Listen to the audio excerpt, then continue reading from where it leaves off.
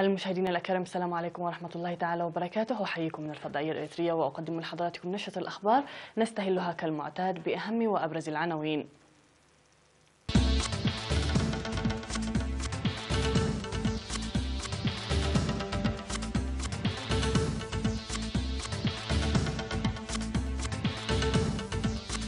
مراسم الدفن للمناضلين تمسجن برهة وصفاي تخلع. تقييم تطور برامج التنمية في الإقليم الجنوبي. سكان مديرية فورو يطالبون بالإسراع لتجميع القرى المتناثرة. ترامب يعلن مضاعفة رسوم الصلب والألمنيوم على تركيا. إلغاء مئات الرحلات الجوية في أوروبا بسبب الإضراب. وموظف في مطار سياتل يسرق طائرة ركاب قبل أن تتحطم.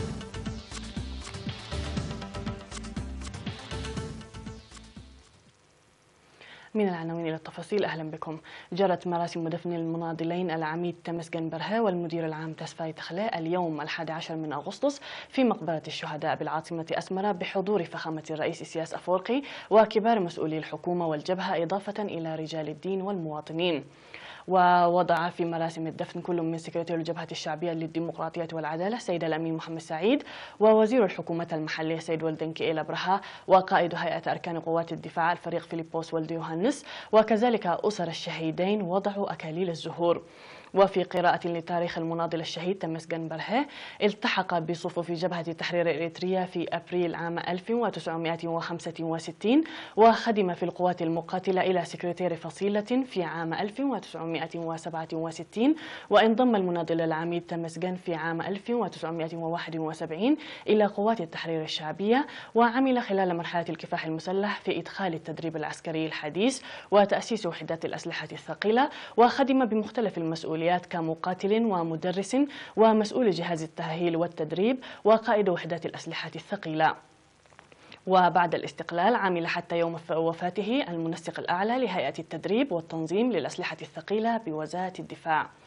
كما التحق المناضل الشهيد تسفاي تخلع في عام 1967 إلى صفوف جبهة التحرير الإريترية، وخدم في مرحلة النضال التحرري في مختلف مستويات المسؤولية، وقاد معارك هامة ضد العدو، وعمل بعد الاستقلال بداية في إقليم عنسبة مديرا عاما لقسم التنمية الاقتصادية، وبعد ذلك وحتى وفاته مديرا عاما لقسم الخدمات الاجتماعية في إقليم شمال البحر الأحمر.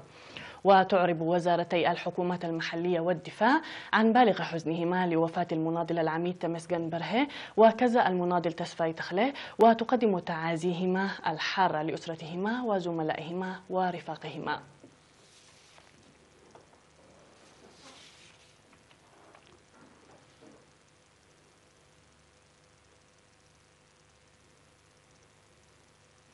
أعلن بأن عملية صيانة الطرق الجارية في الإقليم الجنوبي تسهم بفعالية في انسيابية حركة المواطنين الاقتصادية والاجتماعية، وخاصة في التقليل من مشاكل خدمات المواصلات. وأوضح في الاجتماع الذي نظمته إدارة الإقليم في 9 من أغسطس الجاري بأن عمليات صيانة الطرق الترابية الجارية بواسطة الحكومة في خطوط إنداجر جيس ميمنة وأمن حيلي عد بحالياي ودك أمحارة طورونا، بالإضافة إلى طريق تارا أمني دك أمحارة، ساهمت في الحد من مشاكل حركة المواصلات بين تلك المديريات. وأوضحت تقارير القطاعات المقدمة تنفيذ عدد من أنشطة البنية التحتية، منها صيانة القاعات الشعبية وبناء دورة مياه شعبية في مدينة دباروة، فيما وصلت مشاريع مياه الشرب الصالحة الجارية بناءها في مناطق طافا نفاس وعد عركوي وكودو أبعور على مشارف الاكتمال. كما أوضح عن إنجاز أعمال مرضية في تعزيز الأنشطة التعليمية وخاصة العملية التعليمية، وكذلك في اكتمال البنية التحتية ومتطلبات المدارس، إضافة إلى تحسين حياة المعلمين المعيشية. وذكر تقرير فرع وزارة الزراعة في الإقليم بأن انتشار الأمطار في موسم الربيع لم يكن كالمطلوب، لا سيما انحصار أمطار الخريف حتى بداية شهر يوليو المنصرم في مناطق معدودة بالإقليم، إلا أنه بداية من منتصف نفس الشهر شهد الإقليم انتشارا واسعا للأمطار. وفي الختام تبحث المشاركون بتوسع في عدد من المواضيع أهمها منح أنشطة حفظ المياه والتربة أهمية أكبر، والعمل لتأكيد الاستفادة من موقد أتحنت في كافة المناطق، وغيرها من المواضيع. وذكر حاكم الإقليم السيد إفريم جبركورستوس بأن الأعمال المؤسسية الرائدة أساس متين في تأكيد أعمال إدارية ناجحة، داعيا إلى منح مراقبة الأعمال اهتماما أكبر لضمان تنفيذ البرامج الموضوعة. دعا سكان ضواحي دانانلو وإيرومالي وملكا بمديرية فورو للدفع بعملية تجميع القرى المتناثرة، وذلك في اللقاء الذي عقده لهم مدير مديرية فورو السيد عثمان عرفة. وأوضح في اللقاء إبراز أهمية التجمع مع الزمن، وأكد المستفيدون جاهزيتهم للتجمع في مكان مركزي للاستفادة من الخدمات الاجتماعية الأساسية، وناشدوا لتسييد الخدمات الاجتماعية الأساسية عامة وخاصة قطاعي الصحة والتعليم في وقت وجيز وفي محل مركزي تمت دراسته مسبقا، وكذلك إيجاد آلية حلول لقلة المواصلات في طريق عد قيح أو مليه. من جانبه قال السيد عثمان عرفة إن تجمع القرى المتناثرة تعد عنصر تطور أساسي للتحول المعيشي، مشيدا بالاستعداد الواعي الذي أبداه السكان. وذكر المواطنون تعزيز دورهم لإنجاح الأنشطة المتمثلة في حفظ المياه والتربة، داعيا إلى مضاعفة دور المجتمع لدرء قطع الأشجار الجائر.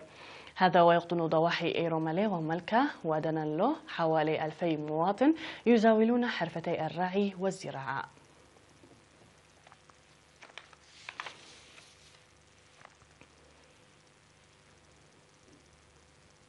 عقد فرع التعليم في إقليم عنسبة في 8 و9 من أغسطس الجاري في مدينة كرن اجتماعا لتقييم أنشطة التعليم الجارية في العام الدراسي 2017 و2018، ودعا الفرع المدارس اكتمال استعداداتها مسبقا لبداية العام الدراسي الجديد.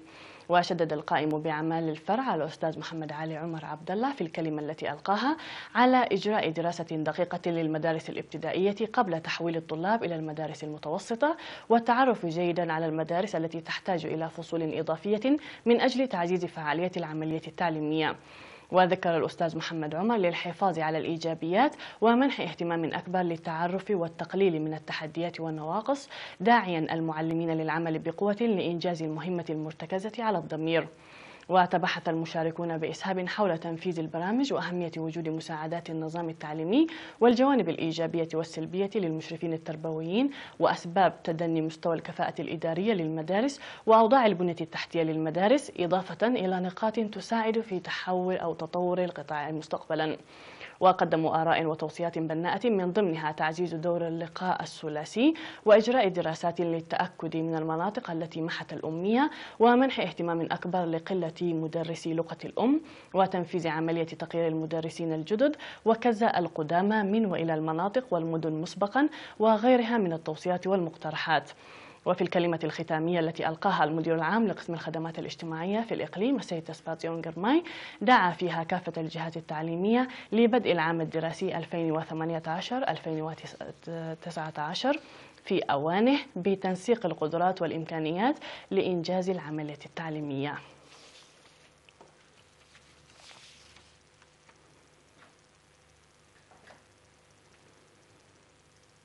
اختتمت الدورة التدريبية المنظمة بتعاون وزارة الإعلام وسفارة جمهورية الصين الشعبية في إريتريا للبث الرقمي في التلفزيون والإذاعة. شارك في الدورة التدريبية التي أشرف عليها خبراء صينيون، ونظمت من 23 وحتى 10 من أغسطس في العاصمة أسمرة 45 عضوا من وحدات تقنية المعلومات والهندسة في المكتب المركزي والأقاليم. وتضمنت الدورة التدريبية المنظمة في إطار برامج الشراكة بين إريتريا والصين لتنمية القدرات البشرية، وضوح الصوت في البث الإذاعي وأهميته، والبث الرقمي في موجة FM، والبث الرقمي في التلفزيون وفوائده ومواضيع ذات صلة. وقال وزير الإعلام السيد يمانة جبر مسقل في ختام الدورة إن الدورة التدريبية التي تعتبر الأولى من نوعها ستساعد جهود الانتقال إلى الوسائل الرقمية في الإذاعة والتلفزيون، داعيا المتدربين لتطبيق المعرفة المكتسبة. من جانبها أوضحت مستشارة السفارة الصينية الآنسة لي وانغ أن الدورة التدريبية تعكس شراكة التطوير للحكومة الصينية مع الإريترية، مشيرة إلى وجود برنامج لتوسيع هذه الدورة التدريبية الاستثنائية.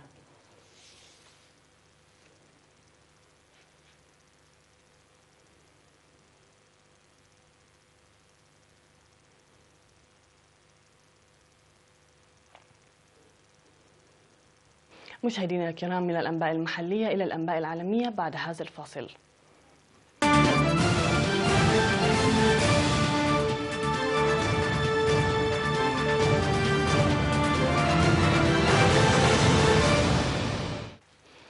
على الصعيد العالمي، أصدر الرئيس الأمريكي دونالد ترامب أمرا بمضاعفة رسوم الصلب والألمنيوم على تركيا، مشيرا إلى أن العلاقات مع تركيا ليست جيدة في الوقت الحالي.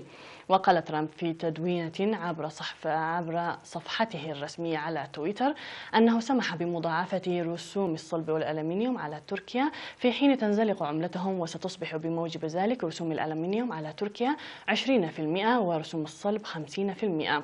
يأتي ذلك في الوقت الذي يستغيث فيه الرئيس التركي رجب طيب أردوغان لإنقاذ الليرة التركية، حيث دعا الأتراك إلى تحويل أموالهم بالعملات الأجنبية لدعم الليرة. وانحدرت الليرة التركية بما يصل إلى 14% اليوم، متأثرة بالمخاوف إزاء تدهور العلاقات مع الولايات المتحدة، لتشهد السوق حالة من الفزع امتدت أيضا إلى أسهم البنوك الأوروبية. وقالت وزارة التجارة التركية إن الرسوم الإضافية التي أعلنها الرئيس الأمريكي دونالد ترامب على واردات الصلب والألمنيوم من تركيا تتعارض مع قواعد منظمة التجارة العالمية، قائلة إن الخطوة ستضر بالعلاقات بين البلدين.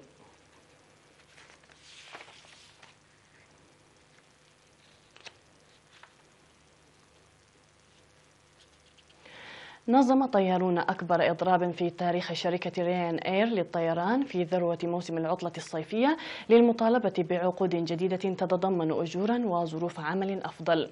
وفي مطار فيزي قرب الحدود الألمانية الهولندية، توقف العاملون والطيارون عن العمل بسبب الإضراب، فيما تم إلغاء ما يقرب من 400 رحلة في جميع أنحاء أوروبا تحسبا لتوقف الخدمات لمدة 24 ساعة. ومن المقرر أن يشارك أيضا طيارون من بلجيكا والسويد وأيرلندا وهولندا وألمانيا. وأعلن طيارو ريان إير في ألمانيا انضمامهم إلى الإضرابات التي ستشهدها شركة الطيران منخفضة الكلفة في أنحاء أوروبا، مما دفع الشركة إلى إلغاء 250 رحلة من وإلى ألمانيا في أوج موسم عطلات الصيف.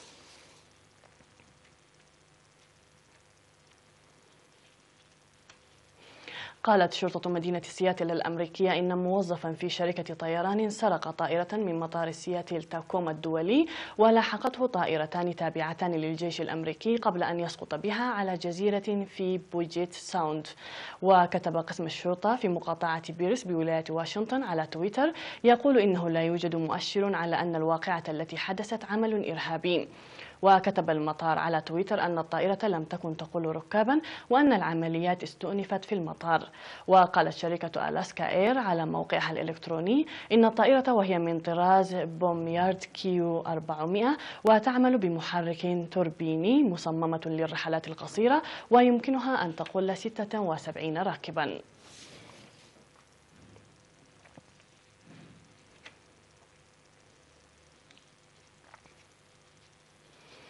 انطلقت فعالية مهرجان بريستول الدولي للمناطيد في مدينة بريستول بالمملكة المتحدة. ولعل أكثر ما جذب الأنظار إلى مهرجان بريستول هذا العام هو الأشكال الجديدة من المناطيد التي أبهرت الجميع ليلا ونهارا. ويعد المهرجان الدولي الأكبر لبالونات الهواء الساخن في القارة الأوروبية، ويتشارك فيه فرق من جميع أنحاء بريطانيا والعالم لتشكل لوحات فنية بأبهى الألوان في سماء المدينة البريطانية. ويجذب المهرجان سنويا أكثر من 150 بالون هواء ساخن، ويحضره ما يزيد عن نصف مليون شخص لتزين المناطيد السماء نهارا بألوانها المتعددة الحيوية الجذابة، وتضيء السماء ليلا، فضلا عن ما يوفره المهرجان لزواره من التحليق بالمناطيد في السماء والأنشطة الترفيهية والألعاب للأطفال.